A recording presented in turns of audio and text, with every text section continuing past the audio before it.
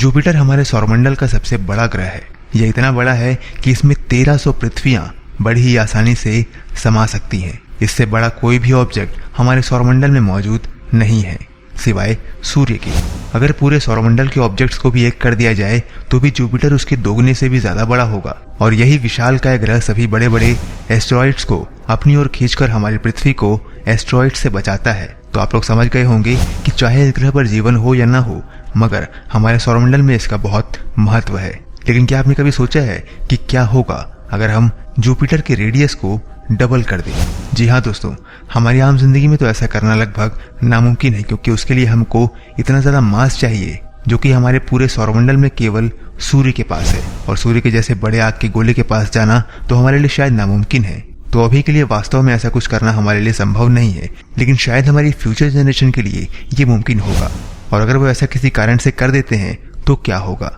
क्या तब भी सब कुछ सामान्य रहेगा? क्या तब भी हमारी पृथ्वी सूर्य का चक्कर लगाएगी या फिर जुपिटर का? क्या इसका हमारी जिंदगी पर कोई प्रभाव पड़ेगा या नहीं? तो आइए इन सभी सवालों के जवाब को इस वीडियो में आगे जानने की कोशिश करते हैं।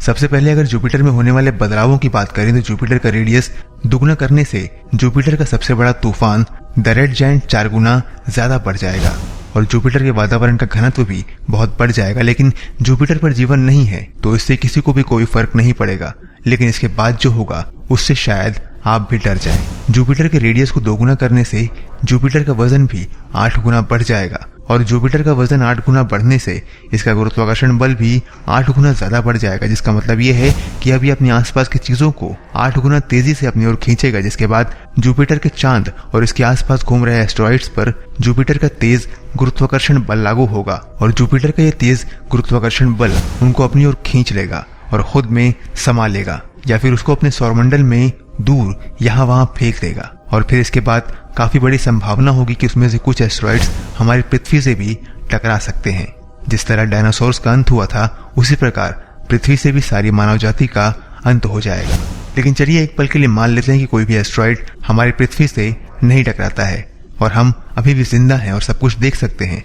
तो आगे क्या होगा आइए जानते हैं। तो अब जुपिटर अपने बढ़े हुए वजन के कारण सूरज की ओर पास आ जाएगा और इसी के साथ मंगल, पृथ्वी, शुक्र और मरक्यूरी तीनों का ऑर्बिट सूरज के ओर पास चला जाएगा, जिससे पृथ्वी का तापमान बढ़ जाएगा और पृथ्वी का वातावरण धीरे धीरे बिल्कुल बदलकर शुक्र ग्रह की तरह हो जाएगा और फिर पृथ्वी पर से जीवन का अंत हो जाएगा।